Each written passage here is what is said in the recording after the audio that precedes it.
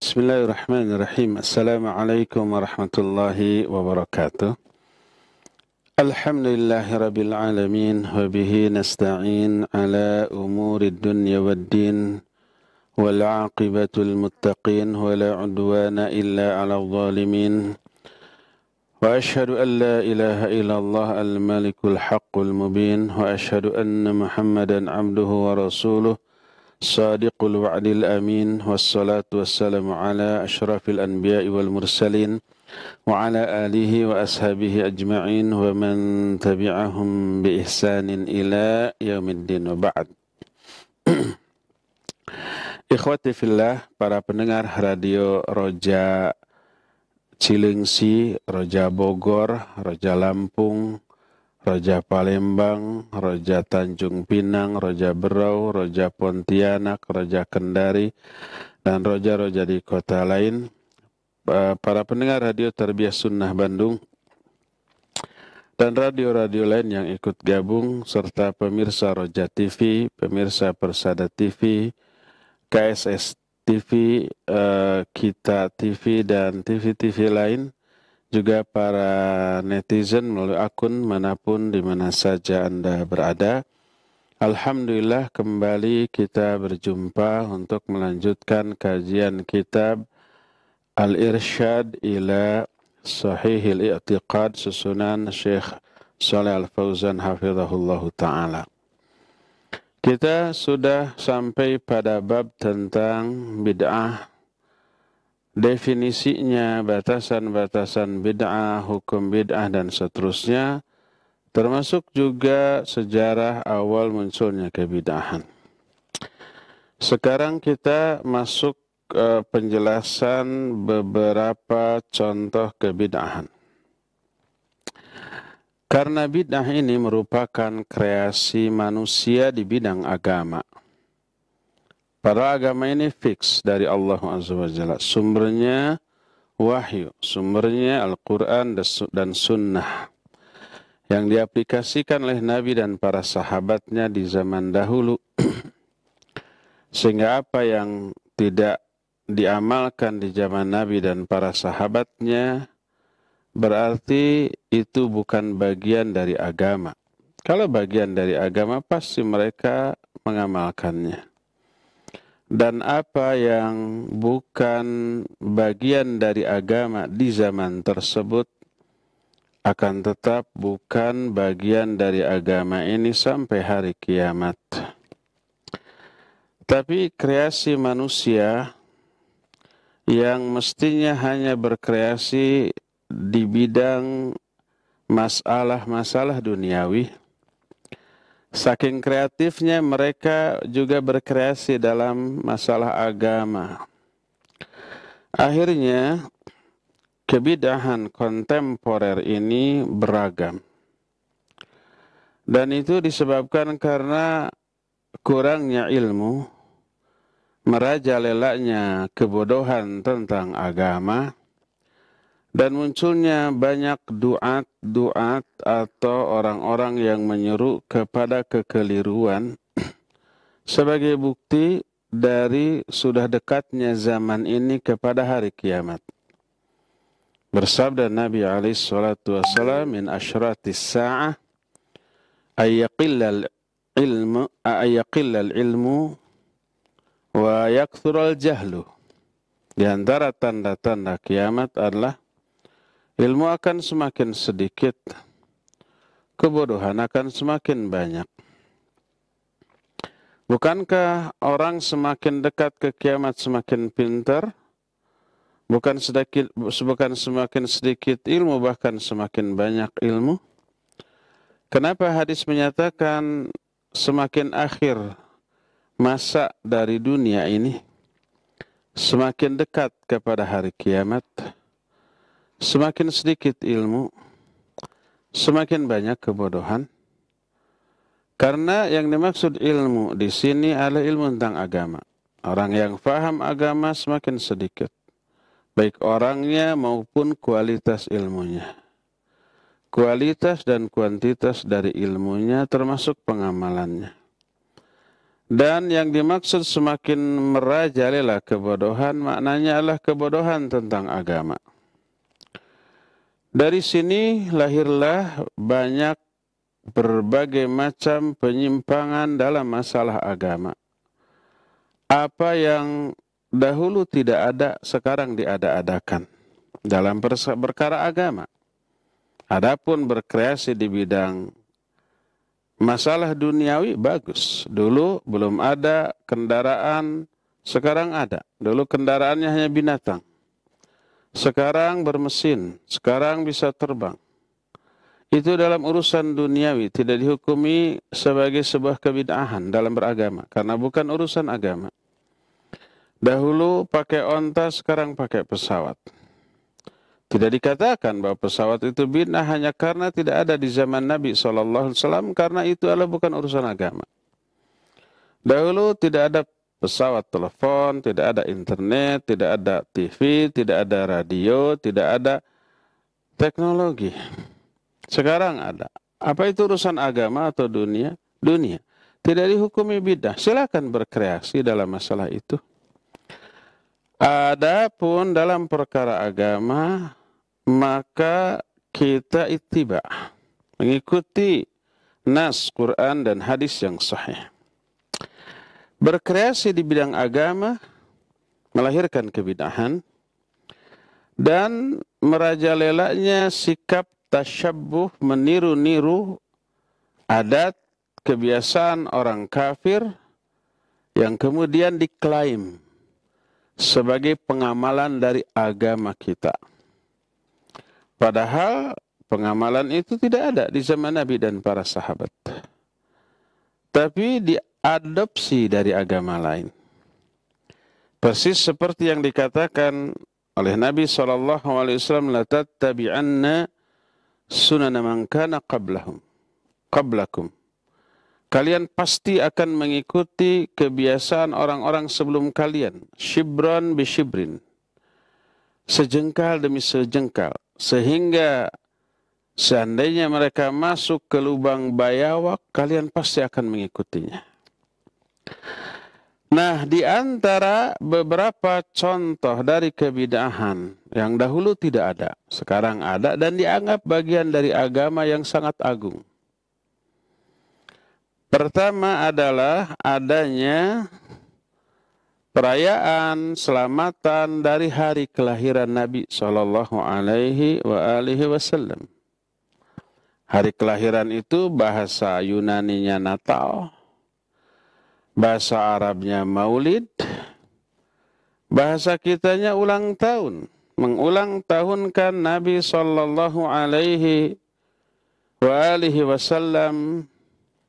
di setiap tanggal kelahirannya.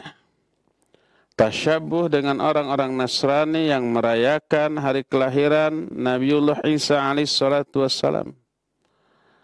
Dan diklaim sebagai bagian dari agama yang agung ini. Maka kaum muslimin termasuk tokoh-tokoh agama di kalangan mereka di setiap tahun merayakan. Di antara mereka ada yang merayakannya di masjid, ada yang di rumah, ada yang di tempat-tempat yang sengaja diadakan untuk itu, dihadiri oleh sejumlah besar manusia, termasuk tokoh-tokoh di antara mereka. Mereka merayakan diisi dengan berbagai macam aktivitas ibadah, dan diklaim sebagai pengagungan kepada Nabi Muhammad SAW. Untuk menambah sakral atau nilai ibadah dari perayaan itu, dikarang hadis-hadis mengatasnamakan Nabi SAW, padahal Nabi tidak berkata demikian. Hadis palsu. Kata mereka, Nabi SAW bersabda, man 'azzama maulidi kuntu syafi'an lahu yaumal qiyamah wa man anfaqa dirhaman fi maulidi faka'annama anfaqa jabalan min dhahabin fi sabilillah. siapa orang yang mengagungkan hari kelahiranku, aku akan menjadi syafaat bagi orang itu pada hari kiamat. Dan siapa orang yang menginfakkan 1 dirham saja untuk menyambut kelahiranku, merayakan kelahiranku, seolah-olah dia sudah menginfakkan emas sebesar gunung di jalan Allah. Hadis ini menyebar. Sebentar lagi akan disebar melalui media sosial yang dimiliki dan akan laku. Padahal para ulama seperti yang dijelaskan oleh Syekh Abdullah Jibrin rahimahullahu ta'ala ketika ditanya tentang hadis ini, beliau berkata, hadzal haditsu la yasih wa lam yarwi fi ashabis sahih wala ashabis sunan fahuwa makdzub. Hadis ini tidak benar. Tak ada seorang pun yang meriwayatkan hadis ini baik dalam kitab-kitab sahih, kitab-kitab sunan atau kitab-kitab musnad atau yang lainnya, dan hadis ini dusta. Hadis ini palsu, mengatasnamakan Nabi SAW. Karena dengan hadis yang mutawatir, ini pasti sahih. Nabi SAW menyatakan, man kadzdzaba alayya muta'ammidan falyatabawa maq'adahu minan nar. Siapa orang yang berdusta atas namaku secara sengaja, maka siap-siap untuk menempati tempat duduk di dalam neraka. Diancam. Ancamannya neraka karena telah berdusta atas nama Nabi SAW. Kita ikut menyebarkannya, ikut berdusta atas nama Nabi SAW. Padahal orang yang akan memperoleh syafaat Nabi SAW pernah ditanyakan oleh seorang sahabat dalam hadis sahih riwayat Imam Bukhari dalam kitab sahihnya, namanya Abu Hurairah radhiyallahu an. Dia bertanya, ya Rasulullah, man as'adun nasi bi syafa'atika yaumal qiyamah? Wahai Rasulullah, siapakah orang yang paling berbahagia memperoleh syafaatmu pada hari kiamat?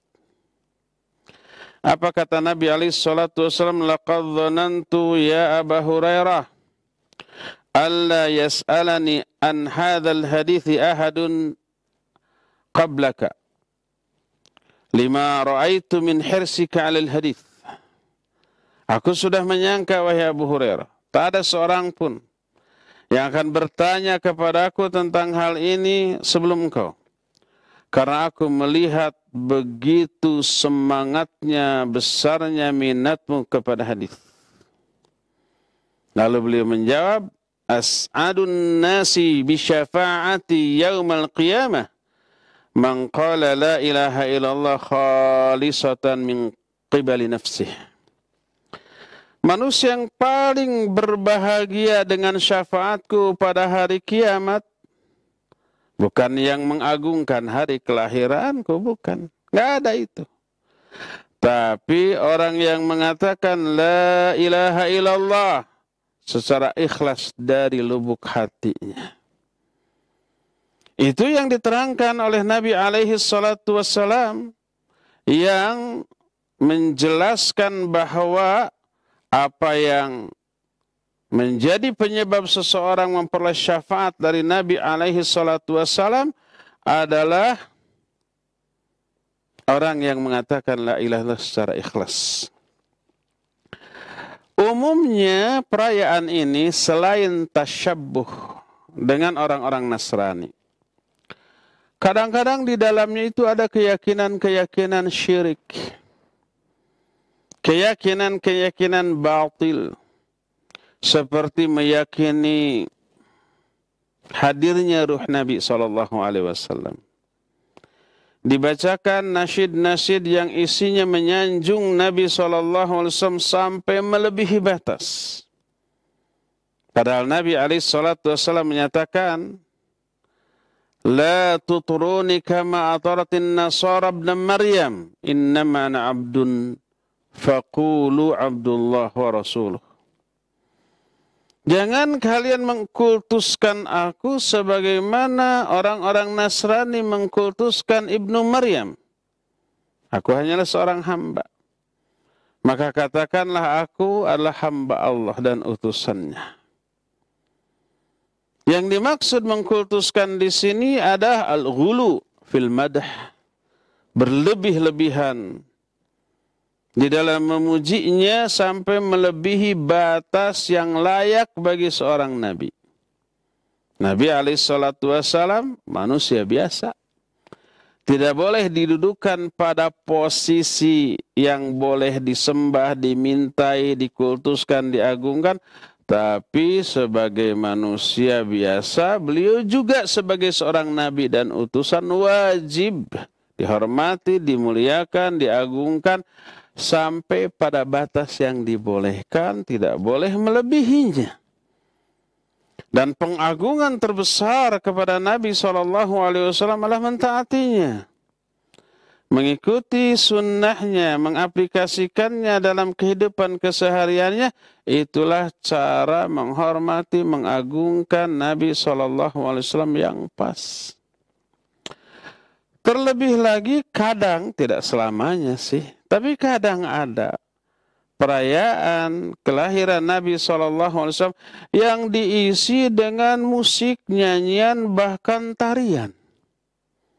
Yang lebih parah, lebih konyol, walaupun tidak semua, tapi ada. Kita bisa lihat itu di YouTube. Perayaan Maulid Nabi SAW diisi dengan nyanyian yang diambil dari lagu dangdutan atau lagu pop yang syairnya dirubah. Syairnya dirubah, nadanya nada dangdut. Atau musik lain.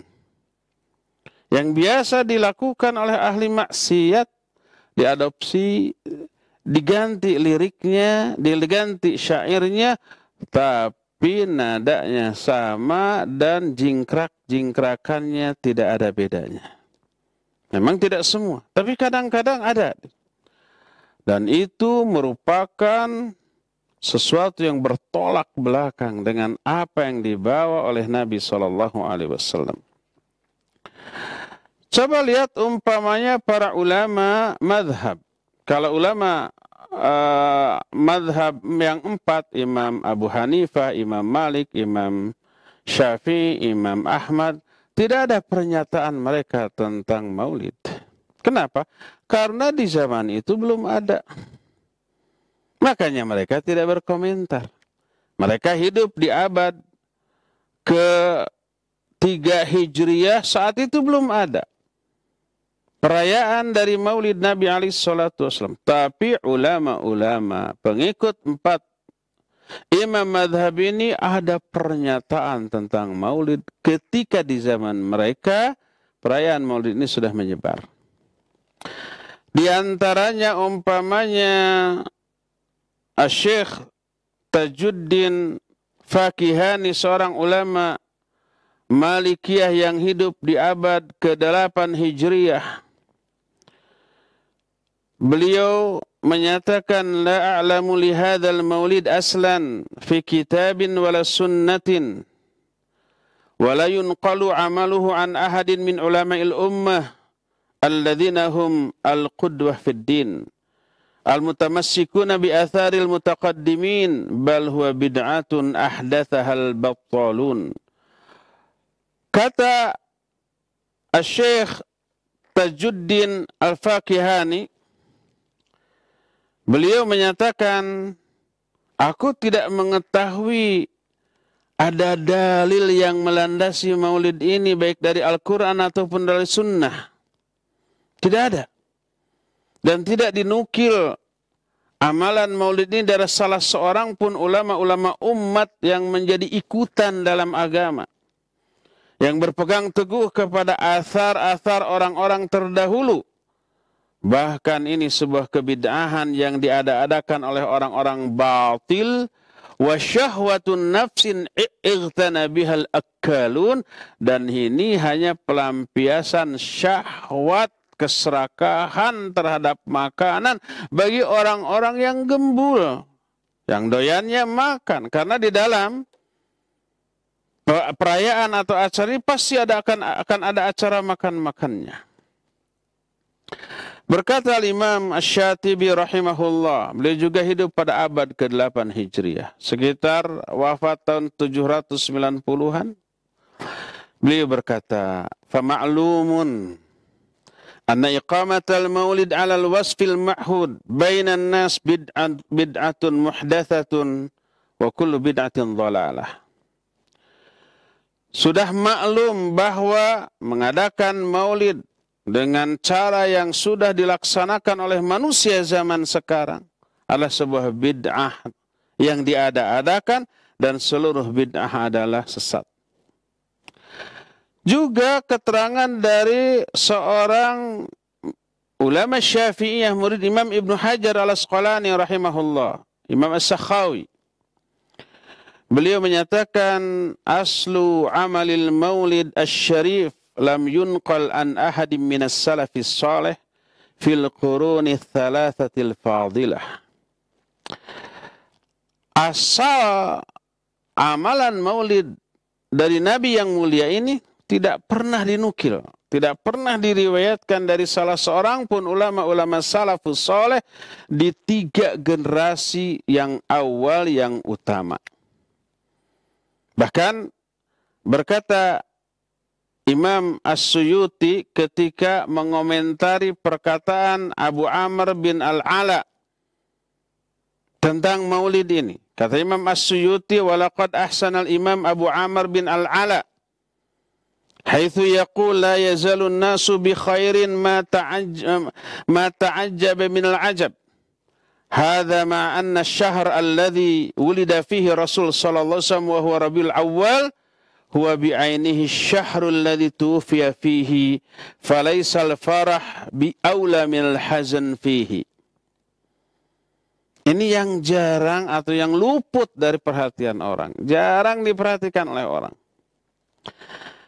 Kata beliau, sungguh sangat bagus apa yang dikatakan oleh Imam Abu Amr Al-Ala ketika beliau menyatakan manusia selalu berada di atas kebaikan selama mereka itu memang menganggap atau merasa aneh terhadap sesuatu yang memang aneh. Yaitu apa? Yaitu bulan di saat Nabi SAW dilahirkan, yaitu Rabiul Awal, pada hakikatnya adalah juga bulan di saat Nabi SAW wafat. Lahir di Rabiul Awal, wafat juga di Rabiul Awal. Ketika lahir bahagia, senang, ketika wafat semua orang sedih. Dan orang ketika merayakan hari kelahiran Nabi SAW hampir di sepanjang bulan Rabiul Awal. Kadang-kadang suka lebih. Peringatan Maulid Rabiul Akhir. Mungkin tidak sempat di Rabiul Awal karena ustadz yang diundangnya full book, penuh. Baru bisa di Rabiul Akhir, mungkin diadakan. Ya, apa yang jelas sepanjang bulan Rabiul Awal dari tanggal 1 sampai akhir itu full. Merayakan. Maka kata beliau, falaisal farah bi aula minal hazan fihi.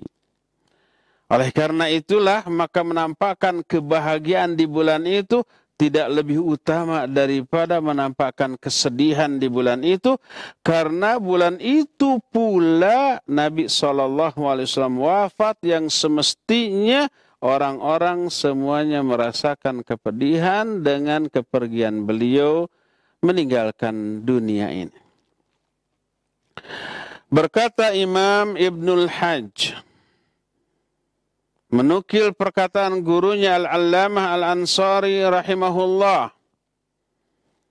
Imam Ibnul Hajj ini juga hidup di abad yang ke-8 Hijriyah.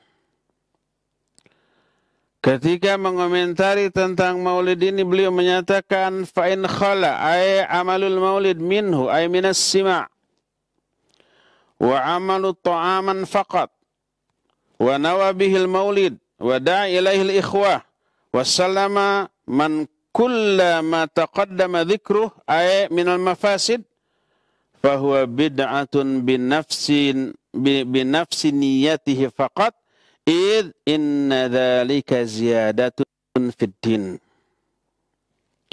Seandainya amalan maulid ini kosong dari hal-hal yang keliru, tidak ada musik, tidak ada syirik, tidak ada keyakinan bahwa ruh Nabi SAW hadir, tidak ada nyanyian-nyanyian, tidak ada ikhtilaf antara laki-laki dan perempuan, tidak ada nasyid-nasyid yang menyanjung Nabi SAW melebihi batas yang dibolehkan. Murni hanya menyajikan makanan, murni hanya mengundang ikhwan-ikhwan, saudara-saudara, selamat dari semua penyimpangan yang tadi disebutkan, maka cukup hanya dengan mengadakan perayaan itu sendiri merupakan sebuah kebid'ahan, karena itu adalah penambahan dalam perkara agama tapi dianggap sebagai agama. Di zaman nabinya tidak ada, di zaman para sahabatnya tidak ada, di zaman 3 generasi awal termasuk di zaman imam madhab yang 4 ini tidak ada perayaan tersebut. Belakangan diadakan dan diklaim sebagai ibadah yang agung, bagian dari agama ini. Bahkan orang-orang yang tidak merayakannya dicela sebagai orang yang dituduh tidak mencintai Nabi SAW. Menurut kriteria kecintaan yang mereka adakan, yang mereka tetapkan. Padahal perayaan baru muncul di abad ke-6 Hijriah. Sebagaimana yang diterangkan oleh mereka sendiri, kalangan sufi yang mengadakan ini. Seperti yang dijelaskan oleh Yusuf Ar-Rifai, dia menyatakan inna ijtima'an nas ala sima'i qissatin maulidin Nabi sallallahu alaihi wasallam asy-syarif amrun istahdatha ba'da asrin nubuwah bal ma dhahara illa fi awail qarni sadisil hijri.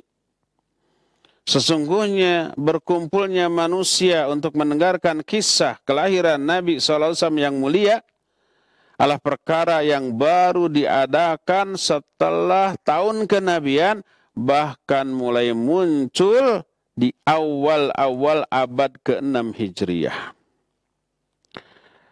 Oleh karena itulah maka berdasarkan keterangan-keterangan tadi, kita mengetahui bahwa merayakan kelahiran Nabi SAW pertama tasyabbuh dengan orang-orang Nasrani. Yang merayakan kelahiran Nabiullah Isa alaihissalam. Kedua, di dalamnya banyak terjadi kemungkaran. Ada yang berupa perbuatan syirik, berupa akidah yang batil dalam bentuk meyakini bahwa ruh Nabi SAW hadir. Ada yang berupa nyanyian dan tarian. Ada yang berupa ikhtilat, percampur adukan antara laki dan perempuan. Dan tentu saja tidak bisa dihilangkan bisnis. Baik panitianya yang mengumpulkan donasi, sponsor, canceling, dan seusi acara banyak sisa. Dibagi-bagi. Atau umpamanya orang-orang yang diundang ke sana dibayar dengan tarif sekian. Maka itu sumber penghasilan. Satu kali perayaan saja di satu panggung bisa jutaan. 5, 10 juta, bahkan ada yang sampai 50 juta. Semalam bisa 5 kali manggung semalam. Dan itu terus sebulan penuh. Bisa berapa miliar yang masuk. Ke satu pribadi saja. Makanya kalau itu dihilangkan, diharamkan, wah ngamuk-ngamuk. Sumber penghasilannya hilang.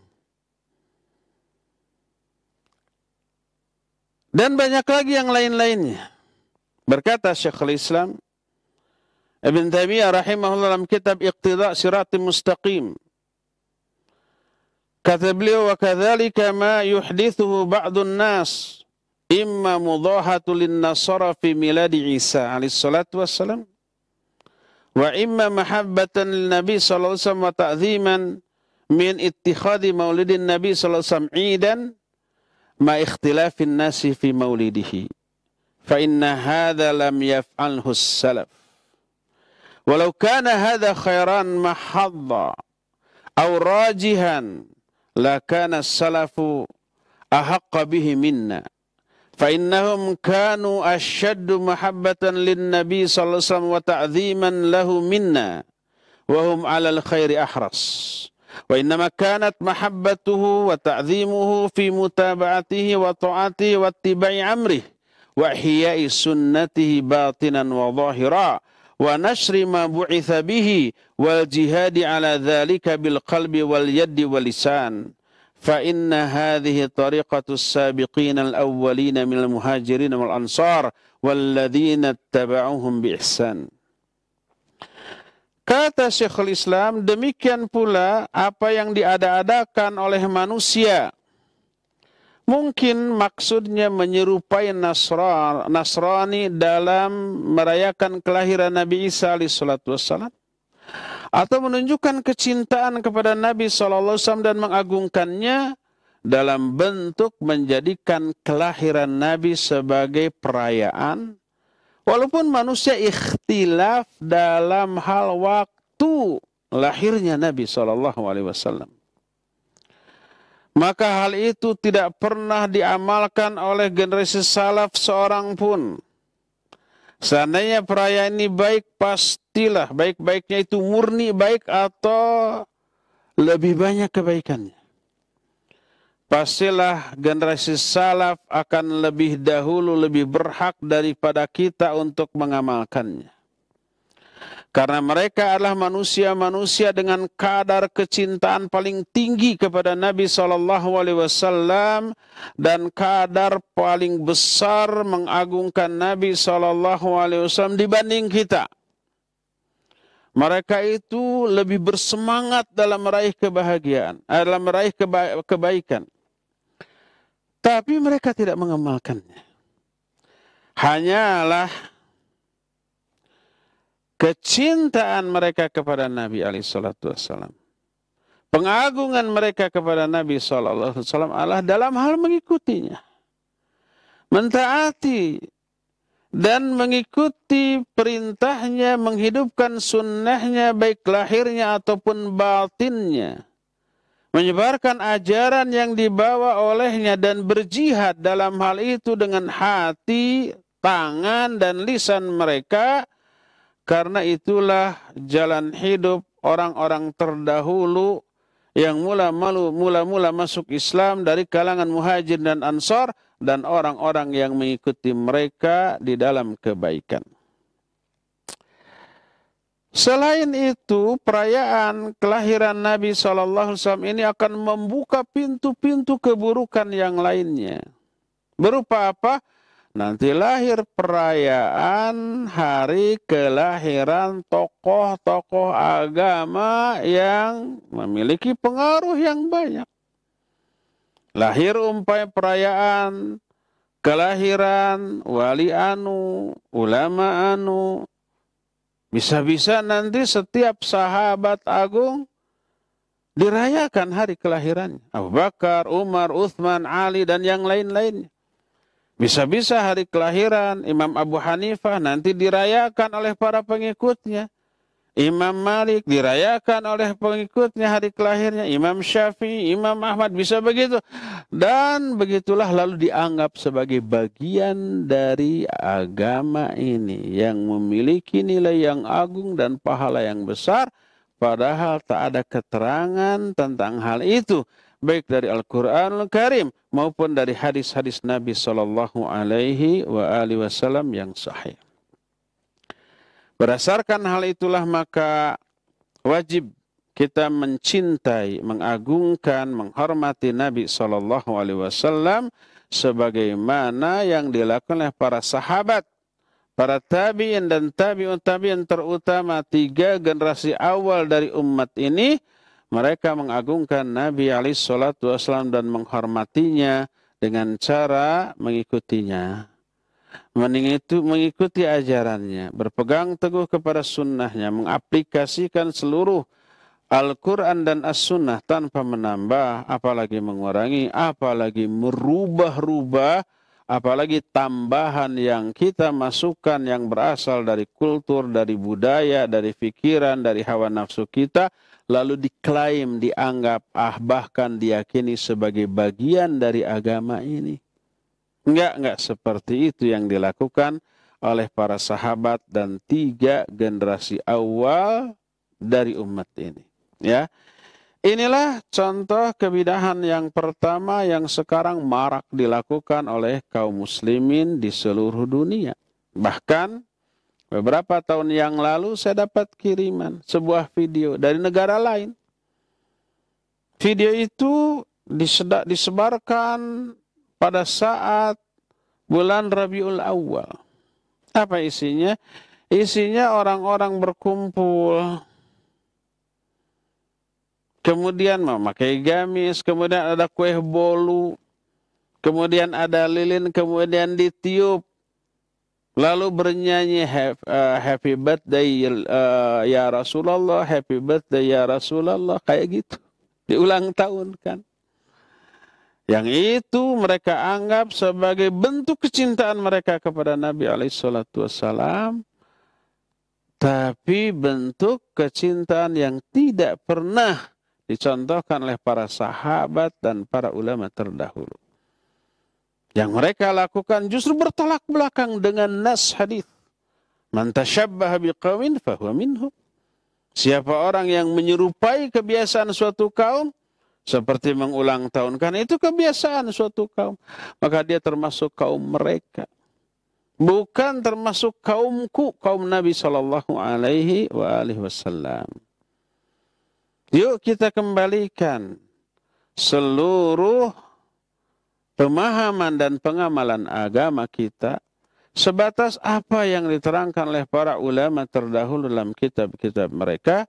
Tidak menambah, tidak mengurang, apalagi merubah, lalu tambahan itu dianggap, diyakini sebagai bagian dari agama ini, sekalipun tidak pernah ada wujudnya di zaman Nabi dan para sahabatnya. Ingat, Islam yang benar saat ini adalah Islam yang sama dengan keislaman Nabi dan para sahabat di zaman dahulu, walaupun kadar dan kualitas pengamalan kita tentu saja jauh berbeda dengan kadar dan kualitas pengalaman di zaman Nabi dan para sahabat. Nggak apa-apa kualitas dan kadarnya berbeda, tapi bentuk dari ibadahnya sama. Karena perbedaan iman, kualitas iman dan antara kita dengan mereka yang berbeda, melahirkan kualitas ibadah yang berbeda tentu saja.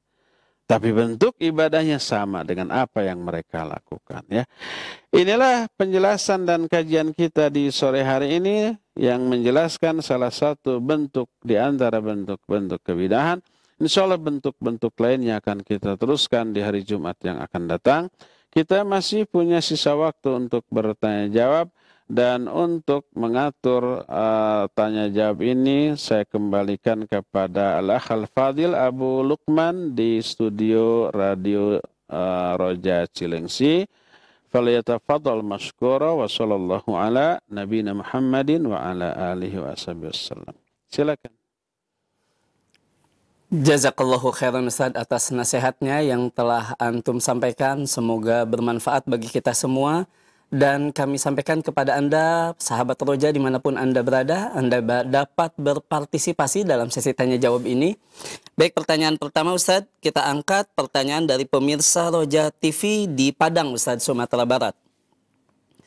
Ingin bertanya kepada Ustadz, apakah saya boleh menjadi donatur pada salah satu masjid di tempat saya tinggal, di mana tiap tahunnya merayakan Maulid Nabi dan Isra Mi'raj dengan pakai musik dan juga kasidah. Mohon penjelasannya Ustaz. Baik, barakallahu fiik. Salah seorang penanya dari Padang.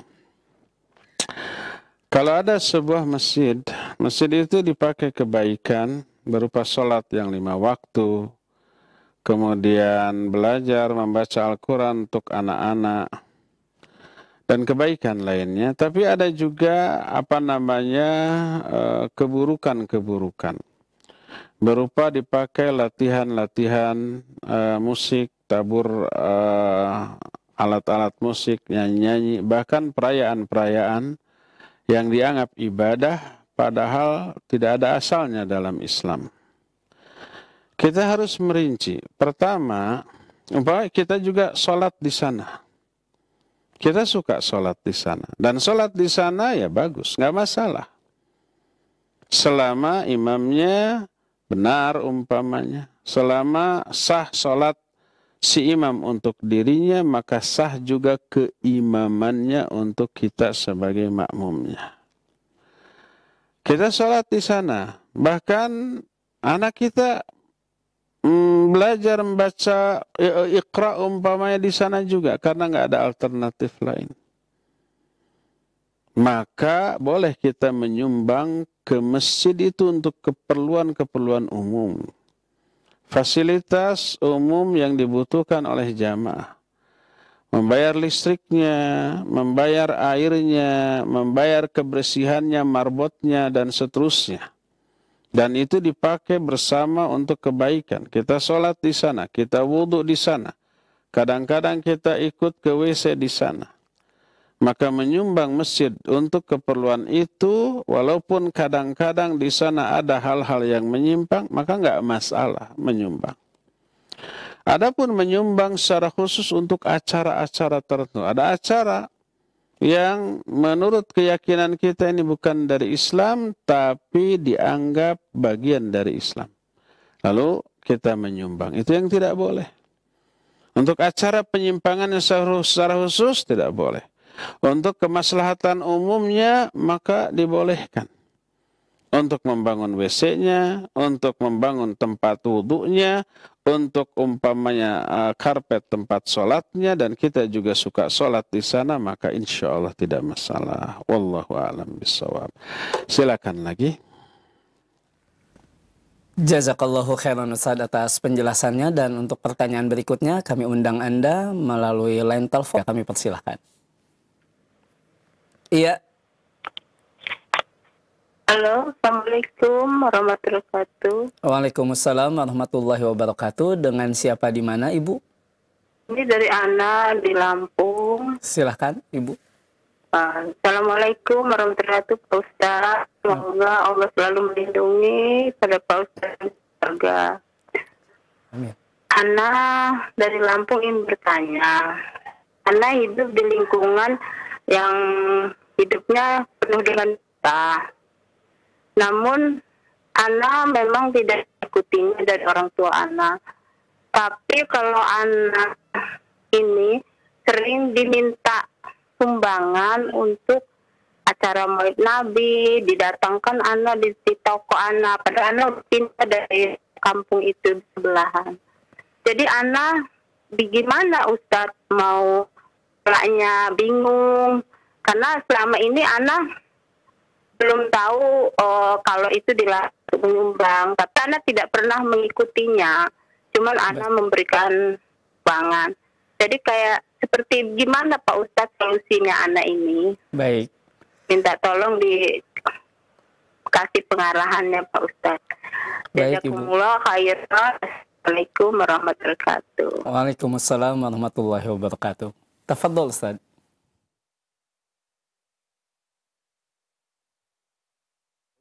Assalamualaikum warahmatullahi wabarakatuh. Ibu Ana di Lampung ya, barakallahu fiik.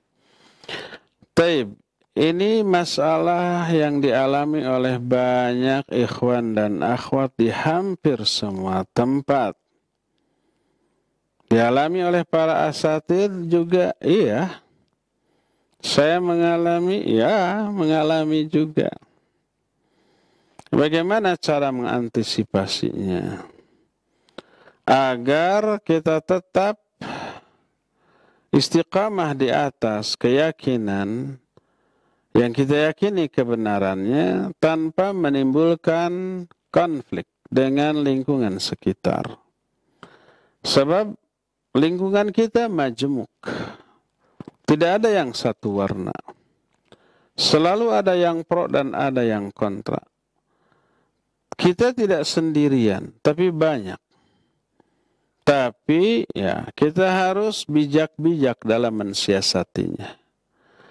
Tidak hanya peringatan-peringatan seperti tadi, kadang-kadang sumbangan untuk dangdutan dalam rangka 17 Agustusan, sumbangan umpamanya untuk perlombaan ini, perlombaan itu, dan seterusnya. Itu teralami? Ya, teralami. Bagaimana cara mensiasatinya? Ya, sering saya ungkap bahwa masalah ini termasuk bagian dari masalah dakwah seumur hidup kita. Menanganinya nggak instan. Dakwah ini ibarat membangun sebuah bangunan yang besar, kokoh, dan megah. Harus dari dasar. Sehingga kelak, bila rumah ini sudah jadi bahkan di tengah-tengah pembangunan, kadang ada hujan, kadang ada panas, kadang ada angin ribut. Bagaimana caranya agar bangunan ini terus berjalan sampai tuntas dan indah seperti yang kita inginkan? Begitulah dakwah. Jadi pertama, bangun citra. Dan citra inilah yang pertama kali ditanamkan oleh Allah kepada para nabi.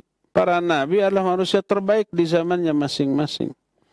Sebelum menjadi nabi, orang yang akan diangkat menjadi nabi itu sudah terpercaya terlebih dahulu, seperti Nabi kita Muhammad SAW digelari Al-Amin sebelum beliau menjadi nabi. Akhlaknya paling mulia, suka menolong orang, ramah, disukai oleh banyak orang, membantu orang yang lemah, mengunjungi orang yang sakit, menjalin silaturahmi, tak pernah kedengaran ikut mabok, ikut zina, ikut bermain riba, dan seterusnya. Sampai ketika ada permasalahan di tengah bangsanya, lalu kemudian semua orang sepakat mengangkat beliau sebagai hakim, semuanya ridho. Semua yakin dan mempercayai Nabi kita Muhammad SAW. Itulah yang dasar yang pertama kali harus dibangun oleh setiap pertama asatid, para duat dan para tulabul ilm. Menebar citra berupa kemuliaan akhlak di tengah masyarakat. Sering saya katakan, akidah kita, tauhid kita, iman kita wajib teraplikasi dalam bentuk akhlak yang mulia. Termasuk akhlak ke tetangga, akhlak ke lingkungan sekitar. Kita harus menjadi orang yang paling ramah, paling peduli, paling perhatian terhadap lingkungan. Ada tetangga sakit, kitalah yang pertama kali menolong dan membantunya. Ada tetangga yang rumahnya rubuh, kitalah yang mengusulkan untuk membangunnya kembali secara gotong royong, dan tidak hanya usul, kita memberikan sumbangan yang terbesar di antara yang lainnya. Semuanya itu ditanamkan terlebih dahulu di dalam kehidupan kita di tengah masyarakat, dalam kehidupan bertetangga. Bangun citra dengan niat lillahi ta'ala, bahwa kita seorang muslim yang paling dermawan dibanding muslim yang lainnya. Yang paling peduli, paling perhatian, paling baik, paling ramah. Tapi tunjukkan pula bahwa kita adalah orang yang paling komitmen kepada agama kita. Tidak pernah mengalah untuk sebuah kesalahan atau penyimpangan demi agama kita.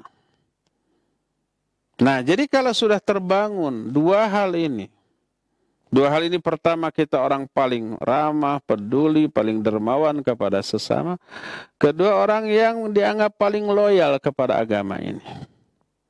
Maka ketika orang meminta sumbangan kepada kita untuk sesuatu yang kita tidak setujui, Menurut umumnya orang ini baik, untuk dangdutan dianggap baik. Untuk ini, untuk itu dianggap baik. Tapi menurut kita buruk, lalu kita tidak menyumbang. Mohon maaf, untuk hal ini saya tidak akan ikut. Punten pisan gitu ya. Maaf sekali. Orang nanti akan memaklumi, tidak akan menuduh dasar pelit, dasar tidak gaul, dasar tidak peduli. Enggak, sebab selama ini kita menunjukkan orang yang paling dermawan, orang yang paling peduli, orang yang paling perhatian, orang yang paling baik kepada sesama. Ada bekerja bakti, kita bukan hanya tenaga, tapi juga uang makanan kita keluar. Ada umpah orang sakit, kita menyumbang. Ada umpah pembangunan MCK umum, kita yang banyak memberi sumbangan. Ada umpamanya pembangunan kantor RT, RW atau pos ronda, kita. Orang semua tahu kita sosial. Jadi pas umpah ada perayaan-perayaan tadi, meminta sumbangan ke kita, kita nggak kasih, mereka akan maklum. Nggak akan nuduh dasar si pelit, enggak. Tuduhan itu akan terbantah dengan sendiri dengan kedermawanan kita selama ini, ya. Bahkan akhirnya ketika mereka mengumpulkan sumbangan untuk itu tadi, rumah kita bisa dilewat. Jangan diminta rumah ini nggak akan ngasih, bukan karena pelit, tapi karena prinsip. Maka nggak akan ada masalah insya Allah. Jalinan hubungan kita dengan tetangga, dengan lingkungan akan tetap baik. Apabila selama ini kita menunjukkan kemuliaan akhlak, tidak akan terganggu, tidak akan rusak hanya karena kita tidak menyumbang acara-acara yang kita anggap menyimpang. Enggak. Mereka akan tetap segan baik dan akan tetap menghormati kita sebagai warga yang baik di tengah-tengah mereka. Ya. Demikian Bu Ana di Lampung dan juga para ikhwah yang mengalami masalah yang sama di mana saja Anda berada. Wallahu a'lam bissawab. Silakan. Jazakallahu khairan Ustaz atas penjelasan dan solusinya. Dan untuk berikutnya Ustaz, kembali pertanyaan melalui pesan singkat dari Umu Daud di Bandung Ustaz. Pertanyaan, kakak saya mengatakan bahwa ulang tahun secara umum boleh dirayakan. Karena dalilnya adalah surah Maryam ayat ke-33. Dan karena surah Maryam adalah salah satu surat dalam Al-Quran, maka saya tidak bisa membantahnya Ustadz. Mohon penjelasannya Ustadz, apakah benar seperti itu? Tafadhol Ustadz.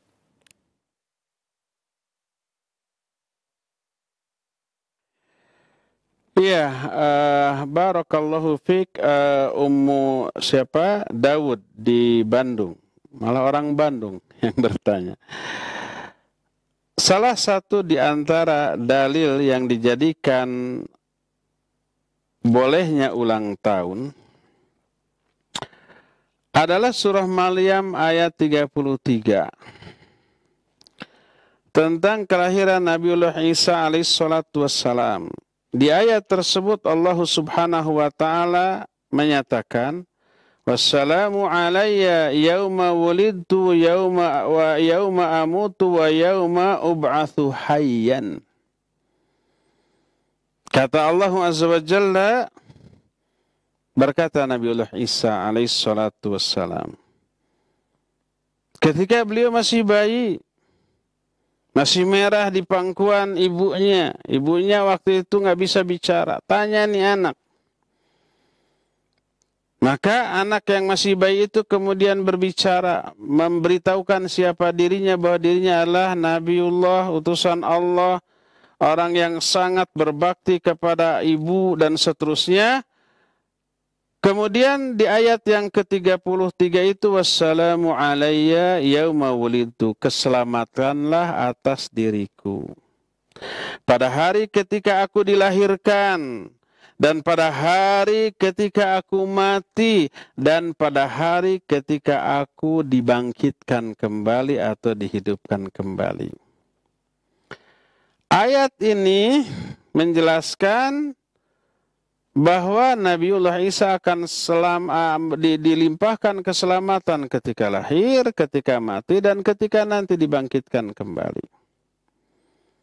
Pertama, apakah ayat ini menjadi dalil tentang bolehnya mengulang tahunkan? Jauh panggang dari api. Ya. Jauh antara dalil dengan pengamalan atau praktek berupa ulang tahun. Kalau umpamanya ada anak lahir, kita mengucapkan, selamat ya atas kelahiran anakmu. Apakah berarti itu setiap tahun kita ulang selamat ya? Setahun yang lalu anakmu ini lahir nih. Sekarang tahun kedua saya ucapkan selamat. Tahun ketiga begitu juga, tahun keempat begitu. Apakah begitu? Enggak. Yang dimaksud keselamatan atas diriku ketika aku lahir, ketika aku mati, dan ketika aku dibangkitkan. Bukan mengharuskan diulang tahun kan setiap tahun. Bukan. Tapi pertama, Allah melimpahkan keselamatan, kesejahteraan kepada Nabiullah Isa di 3 momen ini. Kalau umpamanya harus diulang tahun, kan niscaya Nabi kita Muhammad SAW akan mengamalkan ayat ini berupa merayakan hari kelahiran Nabi Isa setiap tahunnya dong. Tapi kok Nabi kita Muhammad SAW tidak tuh. Baik mengulang tahunkan Nabi Isa, atau mengulang tahunkan dirinya, atau ulang tahun istri tercinta yang sudah meninggal yaitu Khadijah, atau anak-anaknya, atau siapapun dari orang-orang terdekatnya. Nggak ada tuh. Apakah Nabi tidak mengamalkan ayat itu? Padahal ayat itu diturunkan kepada Nabi kita Muhammad SAW loh. Bukan Nabi tidak mengamalkannya. Pasti semua ayat sudah diamalkan. Tapi pengamalannya bukan kayak gitu. Bukan harus mengulang tahunkan. Bukan. Itu yang pertama. Jadi ayatnya benar. Pasti ayat itu benar. Tapi pemahaman dan aplikasi pengamalan dari ayat itu yang keliru. Seandainya pemahaman dan pengamalan ayat itu adalah membolehkan atau mengharuskan menganggap baik ulang tahun, niscaya Nabi pertama kali akan mengadakan ulang tahun untuk hari kelahiran Nabi Isa, untuk hari kelahiran dirinya dan orang-orang terdekatnya, orang-orang tercintanya. Dan demikian juga para sahabat semuanya akan berulang tahun dong. Ternyata tak ada seorang pun. Berarti pemahamannya bukan kayak begitu. Pengamalannya, aplikasinya bukan kayak begitu. Siapa yang memahami begitu dan mengamalkan begitu berarti tidak sama dengan pemahaman dan pengamalan Nabi kita dan para sahabatnya dan para ulama setelahnya. Ini yang pertama tuh. Kedua. Nah, sekarang nih kedua nih. Anggaplah kalau begitu mengucapkan selamat atas kelahiran Nabiullah Isa di setiap tanggal 25 Desember gitu ya. Selamat ya, selamat ini, selamat itu. Pertama, kenapa mengucapkan selamatnya kepada para pengikutnya yang menyimpang dari ajaran Nabi Isa? Kan mengucapkan selamatnya kepada Nabi Isa, bukan kepada orang-orang yang menuhankan Nabi Isa. Kenapa jadi mengucapkan selamatnya ke mereka? Seolah-olah Nabi Isa itu Nabi mereka. Nabi kita loh. Kenapa mengucapkan selamatnya kepada mereka? Kalau mau kepada Nabi Isanya. Tapi kan Nabi Isa sudah wafat. Itu yang pertama. Yang kedua, mengucapkan hari kelahiran Nabiullah Isa sekarang dengan sebutan Natal itu melegitimasi seluruh perbuatan syirik dan penyimpangan yang dilakukan oleh mereka. Menyembah Nabi Isa, meyakini ada 3 Tuhan yang disembah yang disebut dengan sebutan Trinitas. Allah Bapa, Allah Anak, dan satu lagi apa? Ruhul Kudus dan seperti. Nah itu dianggap benar. Selamat ya, selamat menyembah 3 Tuhan sesembah, selamat menyembah Nabi Isa, selamat melakukan ritual-ritual yang menyimpang. Sama dengan mendukung, bahkan menganggap benar terhadap hal tersebut. Jadi mengamalkan ayat tadi dengan cara mengulang tahun kan ya keliru besar. Salah. Di mana bukti salahnya? Bukti salahnya Nabi, para sahabat, para ulama tidak memahami dan tidak mengamalkan seperti itu. Orang itu memahami dengan otaknya yang nggak ngerti bahasa Arab. Orang itu memahami dengan perasaannya yang nggak paham tentang syariat. Terkena tuh dengan ancaman dari Nabi SAW, riwayat yang dinukil oleh Al-Imam Ibnu Katsir dalam kitab Muqaddimah Tafsir. Juga dalam tafsir, kitab tafsir di bab muqaddimahnya. Juga Syekhul Islam Ibn Taimiyah Muqaddimah fi Usul Tafsir. Nabi SAW menyatakan, man qala fi kitabillahi bi ra'yihi falyatabawa maq'adahu minan nar. Dalam riwayat lain, au bima ya'lamu. Siapa orang yang berbicara menafsirkan kitab Allah dengan ra'yu atau tanpa ilmu, nggak ngerti bahasa Arab, nggak ngerti tafsir, tapi langsung memahami ayat dan difahami, diaplikasikan, hendaklah bersiap-siap menempati tempat duduk dalam neraka, waliyadzubillah. Oleh karena itu, fahami ayat, fahami hadis dengan penjelasan ahlinya. Siapa ahlinya? Ya para ulama ahli tafsir. Ada nggak ulama ahli tafsir ketika menafsirkan ayat tadi menyatakan ayat ini menjadi dalil tentang bolehnya mengucapkan selamat kepada orang-orang yang merayakan kelahiran Nabi Isa. Ayat ini menjadi dalil tentang bolehnya ulang tahun siapapun setiap tahunnya. Nggak ada seorang pun ulama ahli tafsir yang seperti itu. Maka jangan fahami ayat dengan pikiran sendiri, dengan hawa nafsu sendiri, dengan kebodohan. Ikutilah penjelasan para ulama sebagai orang ahli di bidang itu. Allah berfirman, fas'alu ahla dzikri in kuntum la ta'lamun. Tanya kepada ahlinya kalau kalian tidak tahu. Ketika tidak tahu, memaksa-maksakan diri untuk mengetahui dengan kebodohannya, bahaya. Bisa salah, bisa keliru, dan bisa sesat serta menyesatkan, ya. Wallahu a'lam bishawab. Silakan lagi. Jazakallahu khairan Ustaz atas penjelasannya, dan kami persilahkan untuk penelpon berikutnya. Kami persilahkan. Iya. Silakan.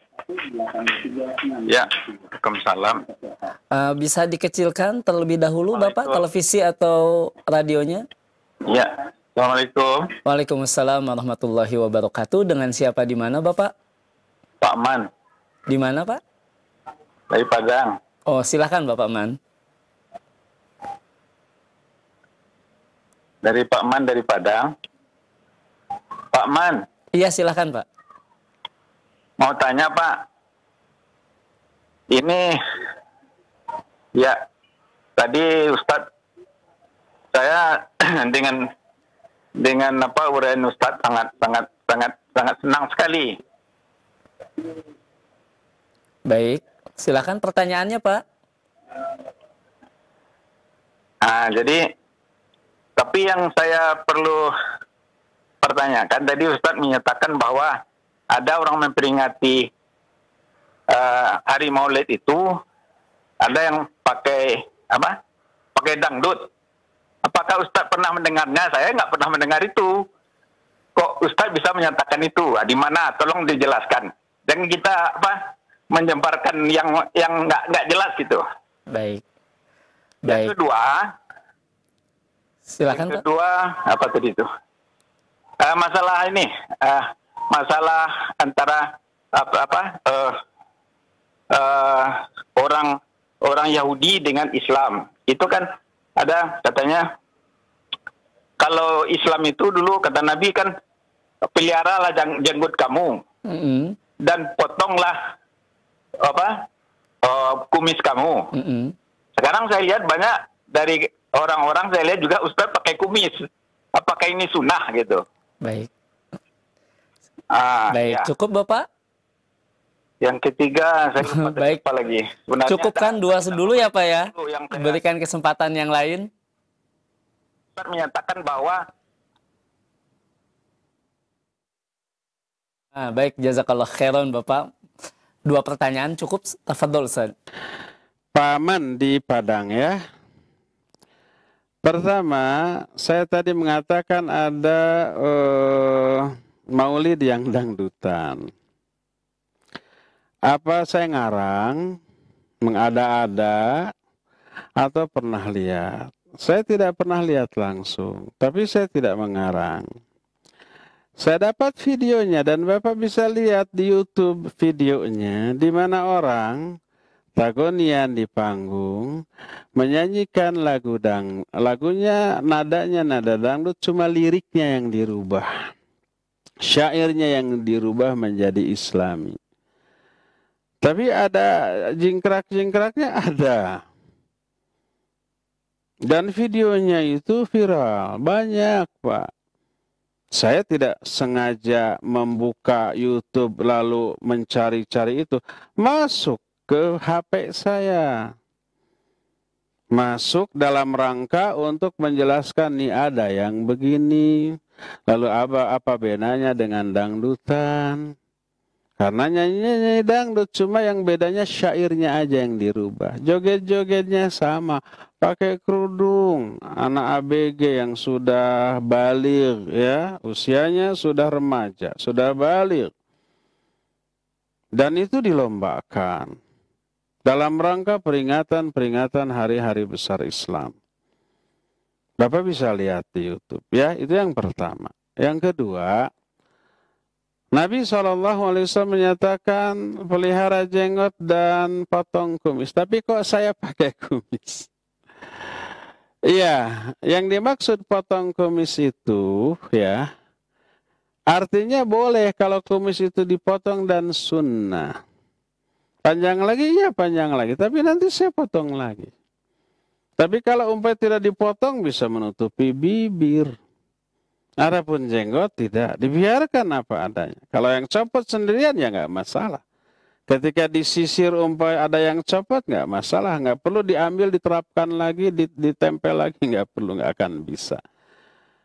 Tapi apakah kumis saya dipotong? Ya dipotong sepekan sekali ya. Kadang-kadang sampai habis, kadang-kadang setengahnya saja. Hari ini mungkin Bapak melihat karena belum saya potong. Kalau pekan yang lalu sudah saya potong, gitu ya. Ya, ada. Apakah ini menyimpang? Tidak, tidak menyimpang. Yang jelas yang terlarang adalah membiarkan kumis sampai menutupi bibir, menghalangi bibir, itu yang terhalang. Itu yang terlarang. Adapun sebelum menutupi bibir ya biarkan dulu, nanti pada saatnya dipotong, oke dipotong. Saya sering selalu lah. Kalau nggak dipotong mah tuh sudah nggak bisa makan bandrek. Karena nanti akan tersaring si kelapanya oleh kumis ya. Jadi ya dipotong. Adapun jenggot maka dibiarkan. Demikian Pak Man di Padang. Wallahu a'lam bishawab. Silakan lagi. Jazakallahu khairan Ustaz atas penjelasannya. Dan untuk berikutnya Ustaz, kembali pertanyaan melalui pesan singkat dari hamba Allah di Majalengka Ustaz. Pertanyaannya Ustaz, apakah boleh Ustaz memperingati Maulid Nabi dengan membaca sirah Nabi Muhammad SAW? Jazakallahu khairan atas jawabannya Ustaz. Iya, hamba Allah di mana Majalengka? Barakallahu fiik. Tadi sudah dijelaskan. Memperingati ini adalah salah satu di antara jenis yang dianggap ibadah pengamalan dari ajaran Islam dan diyakini ada pahala di sana. Diyakini itu sebuah kebaikan dalam beragama. Kita lihat kalau itu dianggap baik sebagai bagian dari agama, maka orang yang paling pertama mengadakan itu adalah para sahabatnya.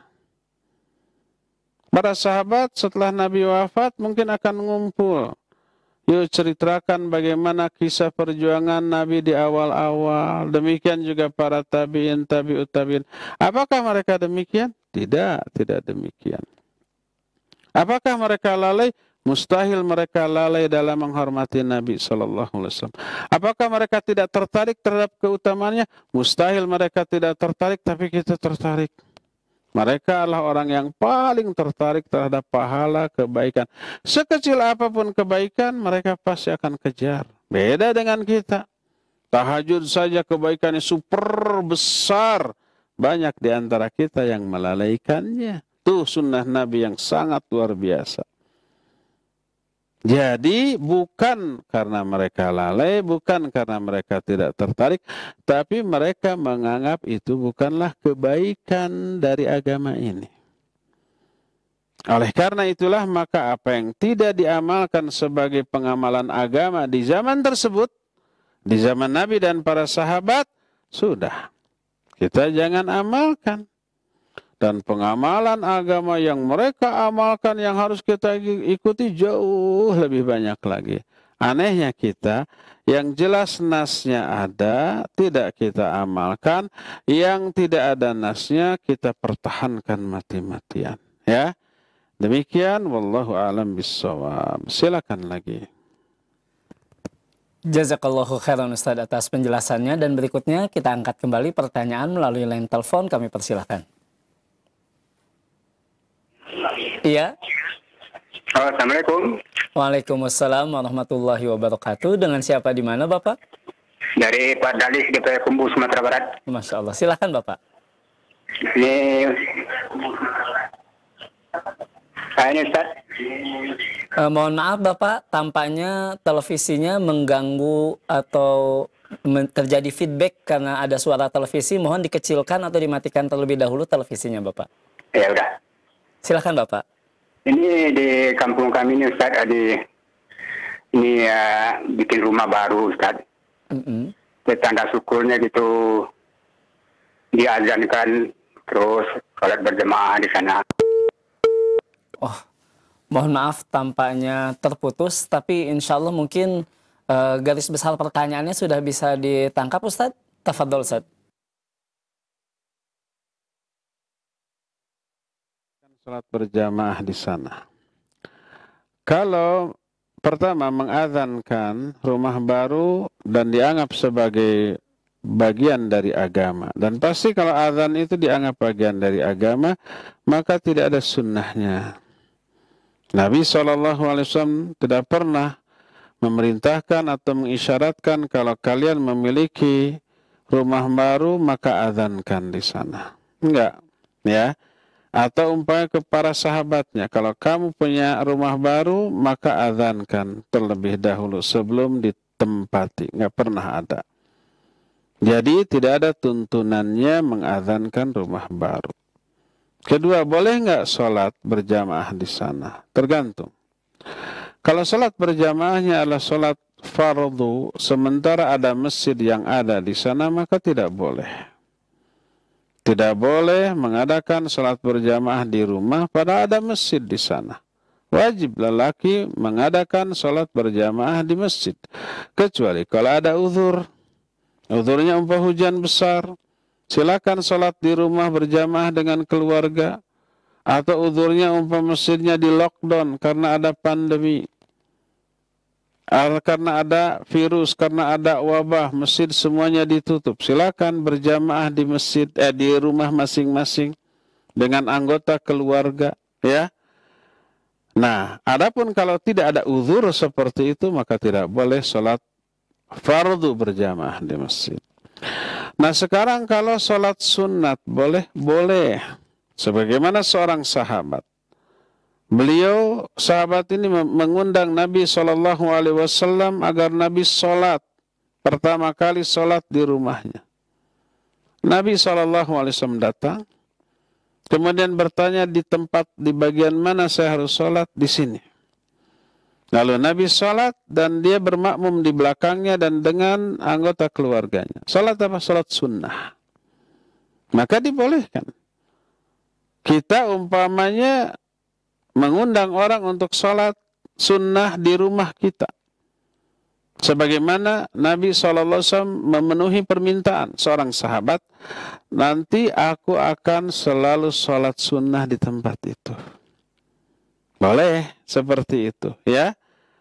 Oleh karena itulah maka kalau sholat berjamaah di rumah yang baru tersebut adalah sholat fardu, sementara ada masjid yang ada di dekat sana, maka tidak boleh.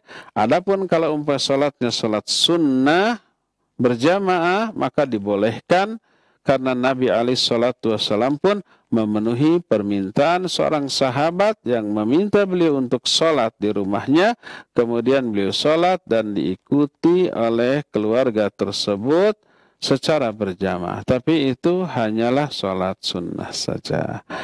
Ya, cukup ya, sampai di sini saja, waktunya sudah habis. Insyaallah kita akan berjumpa kembali di hari Jumat yang akan datang.